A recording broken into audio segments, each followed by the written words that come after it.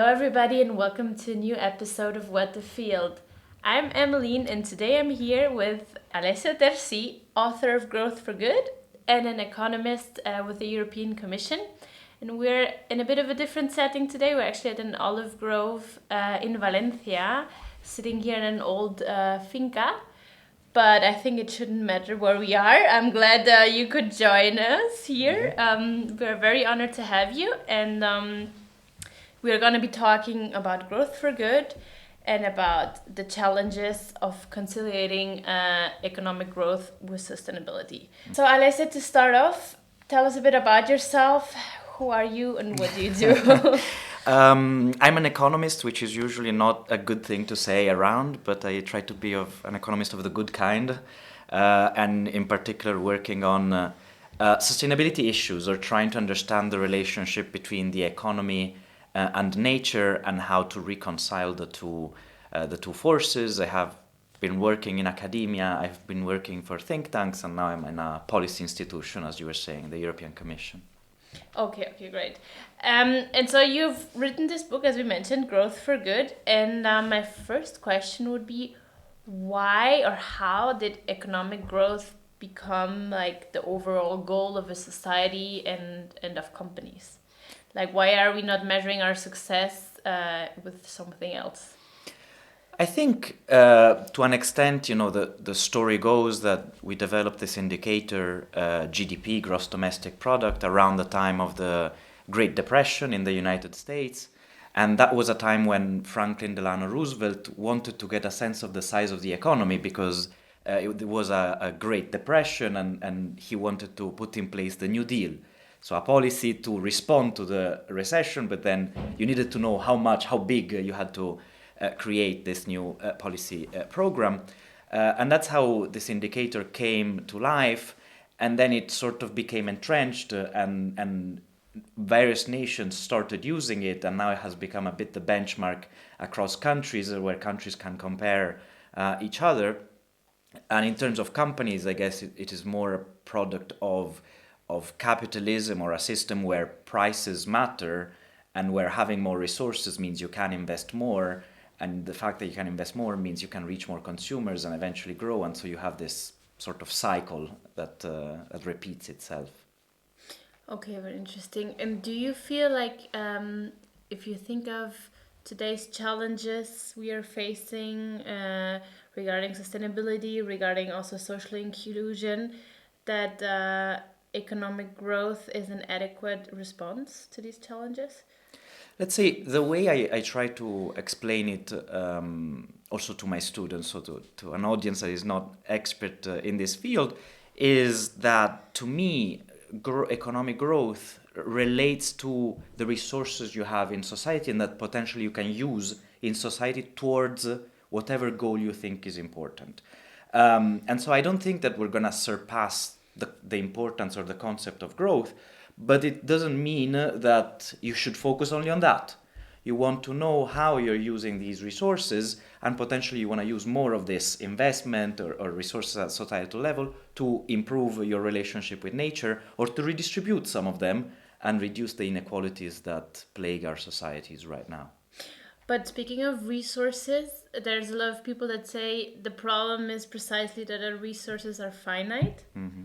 What would you say to those people saying that the problem is precisely that we don't have enough resources to sustain this growth long term? I think to a certain extent, I mean, there is some truth in this statement. And what I try to argue also in the book is to say, look, we have been pursuing a growth model that is based on fossil fuels related to the climate, or based on a linear model rather than circular, related more to environmental issues.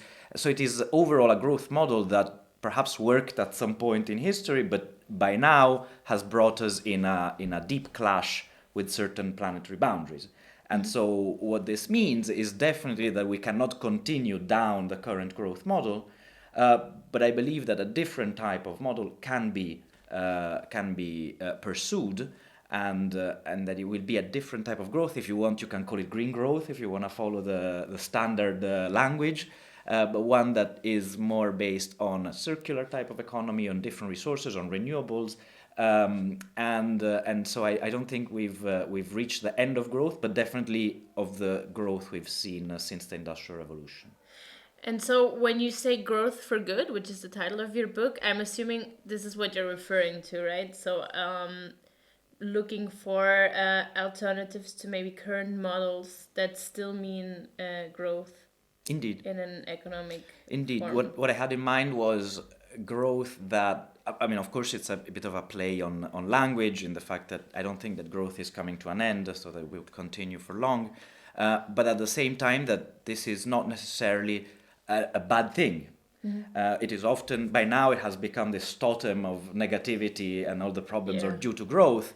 To my mind, it is due to this type of growth, as I was saying, but that this can return to being a force for good, both on the environmental dimension and the social dimension, as you were saying. Whose responsibility is this positive growth? Is it something that society needs to basically ask for, or is it something that companies need to lead, or is it something that needs to come from basically governance, like policies implemented, for example, by the European Union? I guess it's the sum of all parts, as usual. You know, in when talking about climate, people are always looking for the silver bullet, and the standard response is there is no silver bullet. We will have to use a variety of tools, a variety of technologies, and it is the same a bit on this dimension on growth. I don't think, and how to make it compatible with the planet, I don't think it is up to one single actor or one single category of actors, be it business or be it government, but we need sort of action from all sides. And you know, there's a lot that policy can do. Maybe because I work in policy, people always talk to me about what governments should do or what the European Union should do. If I were the prime minister, what I would do, and there is a lot that prime minister, governments, institutions can do, but it doesn't stop at that. And I think that there's a lot that pioneering businesses can do as well, both in terms of setting ambitious standards for themselves, but also in terms of developing new technologies, but also developing new models, business models, which I think is something that you are up to doing right here. And then there's a lot that consumers/citizens can do. And I say the slash because as citizens, they sort of define what governments are able of doing. We cannot do these policies against people's interests. If people are not on board with the green transition, this contains what we can do. And you cannot do this green transition if consumers are not on board, because you will just be running out of money at some point. So it's nice to do good, but if you are running out of cash, you will run out of investments and ways of financing your operations. And so that's where I think all of these things come together. Yeah, true.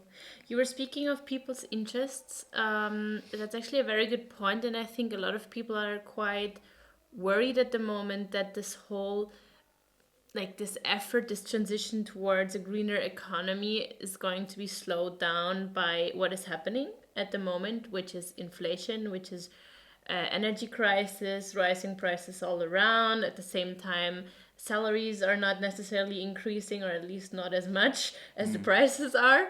So the worry is that this is actually going to be a problem for sustainability efforts, because I mean, we see it ourselves, but we also see it like with more responsible fashion brands, etc. It's usually a higher price tag for the product. So then if people don't have enough money, then they're not going to be able maybe to splurge, let's say, or to spend in the way that might be needed for this type of green economic growth, let's say. So would you say that it's possible to like reconcile these sustainability efforts and then the almost social economic part of it, you know, where we are impacting maybe middle class that is already kind of suffering at the moment in Europe because of the rising prices? It's a very complex question, but I guess I should expect it given the current situation we're in. Yeah. I guess to that extent, a debate sort of started when the war on Ukraine was started and energy prices went through the roof. particularly in Europe, there was a debate also among economists and environmental economists on what this was going to do to the transition and whether this was going to slow it down or accelerate it.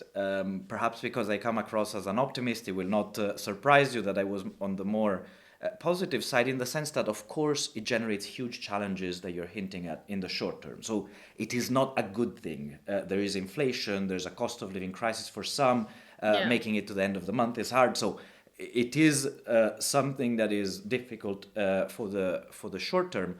But I suspect that eventually, when we will look back to this crisis, we will see it as a huge accelerator of the green transition. Bear in mind that it is not only about prices, but rather relative prices. So what is the cheaper option? And right now what we're having is that fossil fuels are going through the roof in terms of pricing. And this means that, even just narrowly looking at energy, it means that solar energy is much cheaper than the fossil fuel alternative. It means that wind on shore is much cheaper than the fossil fuel alternative. And what this means is that you're seeing a lot of companies that are trying to reduce, for example, their energy use. They're starting to install solar panels big times. Even SMEs, even people who don't know or care about climate change to a certain extent, they're doing it for profitability reasons. And so we've reached a moment, I believe, and increasingly so, that where the cheap option and the green option coincide. And so that by pursuing profitability, you're actually doing something that is in your interest of fighting climate change or the broader environment. Okay, so you think there's no intrinsic, let's say, fight between profitability and having a positive impact, whether it be environmentally or socially? Absolutely not. I think that the extent to which there is one, it is one that is likely to be extremely short-termistic. And so that companies that are interested in profitability broadly defined, and that goes beyond the 1 year, 2 year horizon, but not much more than that. I'm not talking about 20 years. Should see that there are huge opportunities to be made in being at the frontier, being a leader in the green transition. And if they manage to do that, they are going to be the ones that reap huge profits and huge benefits, because consumers are shifting to more to more green opportunities, and therefore generate profitability for companies. So you don't think that they should simply consume less to pollute less? I think they should consume differently, and we will see different consumption. I'm not here to say, technology will solve everything and you can continue everything just with the decarbonized option, let's say. There will be some changes, and actually, to the extent that consumers are willing to make some of these changes faster, the better it is. It is much harder to decarbonize the whole of transport rather than for you to take a bike for short distances. Again, I'm not saying between here and Madrid, but maybe between here and Segorbe or shorter distances, you could do that. And when you sum these small acts, we see that it has huge repercussions on the amount of investments we need to do the decarbonization and the speed. And so there's a lot that consumers can do. The only thing I'm saying is I'm not holding my breath for consumers to completely change their patterns and therefore to do the green transition through consumption changes or downscaling. If you were to do that, I suspect that it would take much longer, or maybe we would never see the transition happening. And so, last question, where is the European Union's role in all that? What is the European institutions' approach on sustainable growth? I think the Commission, especially this one, I joined the Commission in early 2019. And it was an interesting time because there had just been the parliamentary elections, new parliament, therefore a new president of the Commission, and I really saw the change in pace. You might remember at the time Green parties made gains in that election, so the green dimension was really present in Parliament, in the European Parliament, and the result has been this new program that is the European Green Deal. And I really saw a shift even within the institution. So when I arrived, I sit in the economics department, And people weren't really interested in the green dimension, as in they were saying, it's important, climate change is important, but it's somebody else's business. Yeah, it's not our problem. It's not our problem. It's going to be the environmental people, it's going to be the climate people, Yeah. but we do the economics and they do the rest. Whereas, what the mind shift that came about was to realize that everything is sustainability is applied to everything. So whatever you do, whether you do transport, whether you do economics, whether you're managing our buildings, so even our architects, let's say, everybody had to think through a sustainability dimension, and that was a bit the pace shift. But also in terms of policies, this is a very broad, ambitious package. One of it's considered, and I don't say that only because I work for the institution, but it's widely considered maybe the most ambitious overarching program in terms of environment and climate. And therefore, it means that it touches on a variety of dimensions. There is obviously the climate and decarbonization, but there is new energy systems, there is food, under the farm to fork, let's say, headline, transport, housing. So it touches on so many aspects because the challenge is societal, let's say. And I think it's important to underline that this sounds like very remote because the Commission is really operating in this hyper-Arrhenius, very far from citizens, but actually the repercussions will be felt. Some of these things, some of the regulations imply, will have implications on your day-to-day life. So recently it was agreed that, for example, after 2035, internal combustion engine cars can no longer be registered in Europe. It means that after that date, you will not be able to buy, you will not find internal combustion engine cars that to be bought. You will see that change. Yeah. In terms of packaging, you will see that change. New rules were proposed just yesterday in terms of reducing packaging and so on. These are things that you will see in your daily life. So they do have repercussions on individuals. It is not operating only on a very abstract, faraway scale. Yeah, and I think those are really important. Like at the end of the day, as you said, policy or directives such as from the European Unions, I think do have a huge impact. I mean, a lot of companies are willing to do their part, but some are not, let's face it. And I think for those, like to like force them to do a minimum, while consumers are not already forcing them out of the market by simply not buying their products, which would also be a way of like forcing them to act more responsibly. But in the meantime, I feel like policy is sort of an elemental part at the end of the day. But that's it, like you said it exactly right, which is the purpose of policy. The way I look at it is to speed up the transition, which would happen in any case. Yeah. So the transition is not happening because people in Brussels are imposing it on society. The transition is happening and would happen because there is greater environmental awareness and citizens want it to happen. Now, the moment in which regulation comes into play is to break some of the technological lock-ins or lock-in effects so that this can happen faster, because of course we're trying to do that against a timeline. If climate scientists tell us we need to reach net zero by 2050, then we have to accelerate it. We cannot just wait for the transition to play out, but it would happen eventually along the dynamics that you described, that the green option would be cheaper and it would be perceived as superior.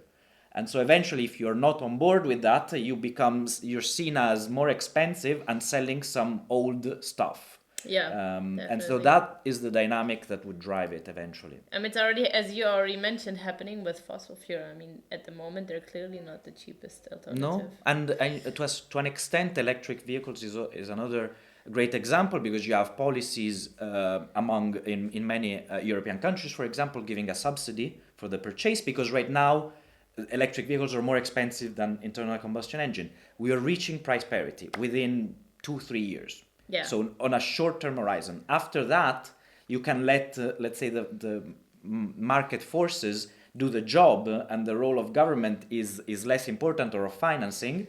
But rather we put a target and we say after 2035 you cannot sell internal combustion engines cars, so that the laggards know that there is no other way and that they will have to get on board with this green transition transformation. Yeah, very true. Now we just need to solve the battery issue.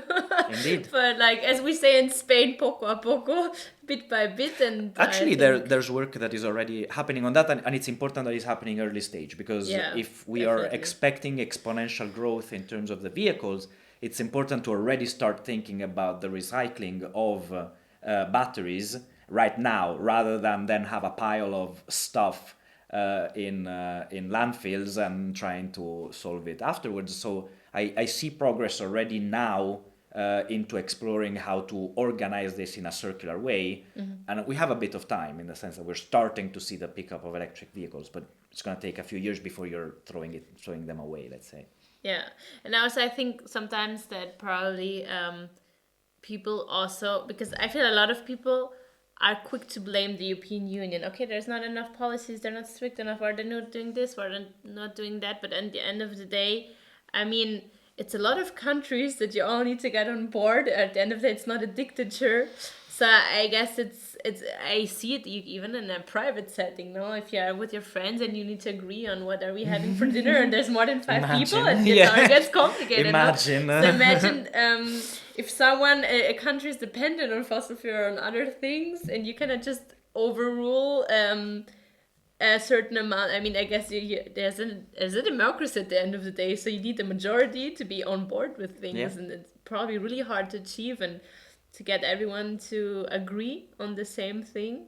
I'm glad you appreciate this, because it is true that even governments, when they go back to their own countries and then they blame the EU for not having done something, or having done something that they didn't like, but this is part of a shared decision-making process, and this often gets lost in translation. And so, it is as you were describing. Exactly. Even the countries on their own need to come to a conclusion or to a common ground agreement of what do they want to do, what they not want to do, and then go back to the EU and give like a joint opinion. I feel like it's a lot of very complex processes, and it just takes some time, and probably we all need to be more focused on what we can do versus what other people can do to like all contribute a little grain of sand, right, in the long run. Absolutely. So thank you very much, Alessio, for the time, for this very interesting chat. And also thank you very much to our listeners and viewers for taking this little field trip to the world of conciliation between economic growth and sustainability, and growth for good, as Alessio phrases it. Yeah. And thank you. Until next time. Bye.